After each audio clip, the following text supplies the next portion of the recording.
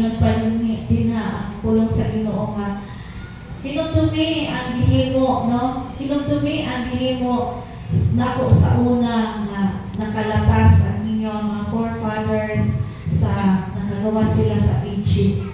So, mo na din na nag-ingon na pa-remind ang Lord sa mga katawhan sa Israel na nga mahadlok man mo sa mga tao sama po sa ato ano na ay mga panahon na natay mga likahadlukan, no? Natay mga lipangagian, lahi-lahi ang ato mga lipangagian, pero moabot sa ato ang kahadlok. Maguna magud ang ato una sa una lang kahamo ngayon ani, especially kanang yun, no? Kanang mga money matters sa una lang kung wala na ko'y kwarta pagkaman, wala na ko'y mapalit isa na akong pagkaon, no? Daghan kahit ang mga question moabot sa punto nga ang ato na yung mga behavior, ato mga reaction, ang ato mga himang-himo na himo na nga dili wala bitaw ta naka-please sa kay Lord kay nawala naman ang atong trust sa iya, no? So panahon sa mga pagsulay, panahon sa mga testing sa atong mga kinabuhi, numduman lang nato kung unsa sa Ginoo, no? Naamang tayo mga gilabangan sa una ato ang i-recall yun sa manto sa Lord na naman nga katugani nga nalabangan karon pa ba kaha, no? Karon pa ba kaha bisan pa o katong sa una kung ano to grade 1 lang to ng mga pagsulay, karon dako-dako na ng mga pagsulay apa na sayod ko, no? Ato ang i-motivate ang ato ang kaugalingon ba karon na sayod ko nga the more pag yun nga ubanan ko ni Lord, dili ko mahadlok sa mga pagsulay kay naaman si Lord sa ato ang mga taginan, sa ako ang kinabuhi. Amen ba? Amen. So panahon mo na ang gihan ako sa inyo ang panahon man sa mga kalisdanan, sayod na naaman si Lord. Siya ang bahala, no? Siya ang mugiya sa ato ang makalatas ta sa ato ang mga problema sa ato matag kinabuhi. O ako sa pod nga rason na ako nabasahan ba sa Deuteronomy, daghan sila ng mga fiest, no? Daghan sila ng mga festival nga mga ipang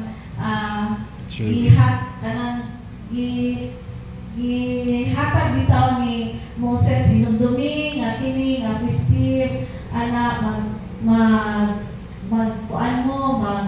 magsadya mo ani tungod ba number 1 nga festival nga gihatag ni nga ilahan nga isa ulo kay kato bitaw nakagawas sila gikan sa gikan sa Egypt, no?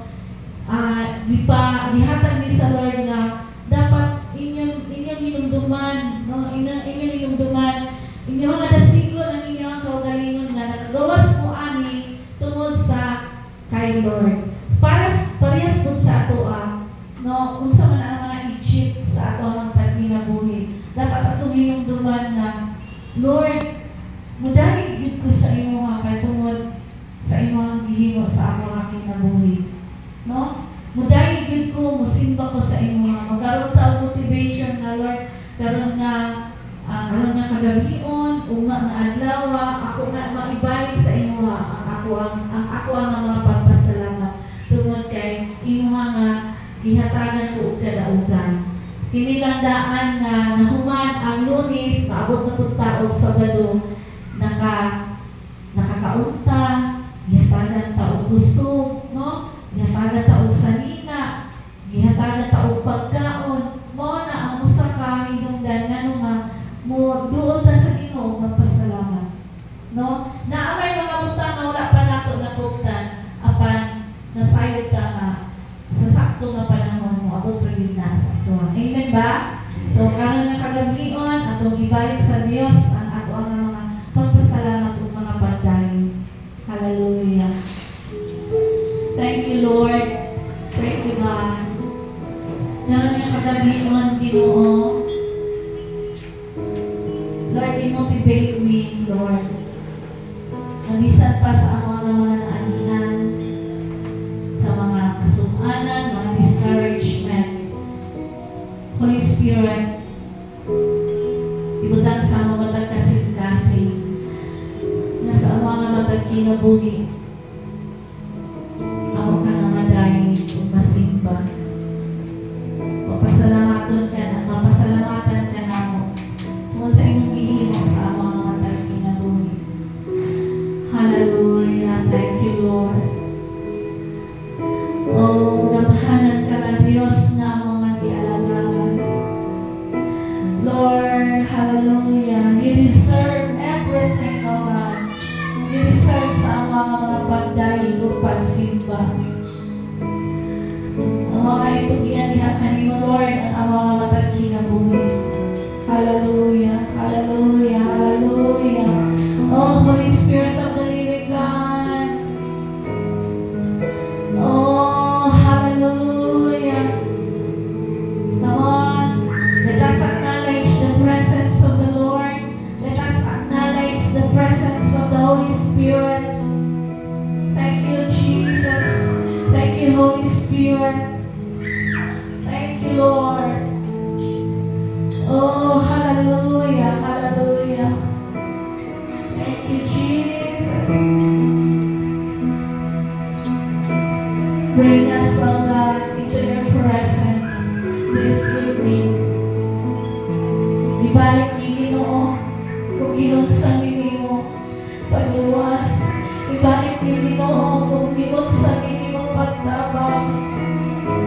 Ano mo mahimo na mahatag na mo ang amo-amo mga pagsimba ka na mga piyon sa iyo.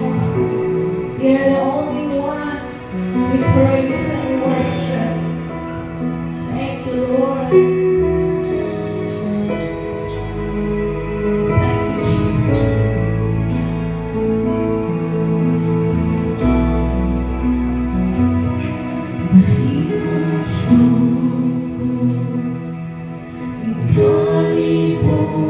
Kalibutan, iban sa dako.